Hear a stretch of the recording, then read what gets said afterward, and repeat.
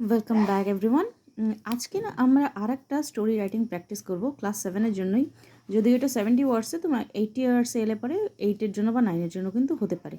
তো লেটারটা সরি চিঠি এখানটায় গল্পটা কী আছে সেটা দেখো। গল্পটার মেইন কিন্তু ওই ল্যাম্ব আর উলফের স্টোরিটা, যেখানে ল্যাম্বটাকে খেয়ে নিয়েছিল উলফটা, কানিং ছিল। তো যার জন্য এখানটার টাইটেলটা আমি the cunning wolf and foolish lamb দিয়েছি।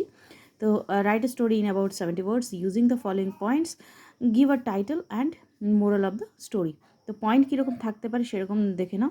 এ lamb was drinking water from a stream, a hungry wolf came to drink from same, the wolf accused the lamb to make the water dirty. The lamb politely tried to defend him. The wolf made more false accusations.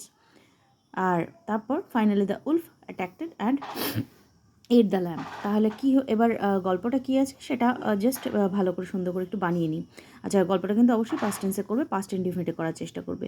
One day a lamb was drinking water from a stream. এখানটা কিন্তু গল্পটা আমি বেশিরভাগটাই past কন্টিনিউয়াসে করেছি, তোমরা চাইলে কন্টিনিউয়াসে নাও করতে পারো, ইনডিফিনিটেও করতে পারো। A hungry wolf came and accused the lamb of dirtying the water. The lamb explained that he was drinking from downstream and couldn't have done that. Still, the wolf falsely blamed him for past insults. Though innocent, সে কিন্তু innocent ছিল, though innocent, যদিও সে innocent ছিল, the lamb could not defend himself, সে নিজেকে defend করতে পারলো না।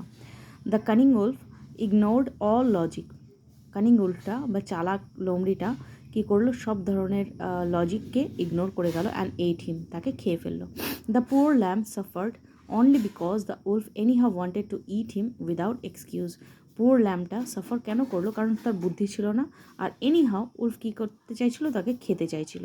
মোরালটা কী আছে? The strong always find excuses বা reasons to punish the weak. স্ট্রংরা সবসময় উইককে পানিশ করার একটা রাস্তা বা অবলম্বন কিন্তু খুঁজেই নেয়। ঠিক আছে?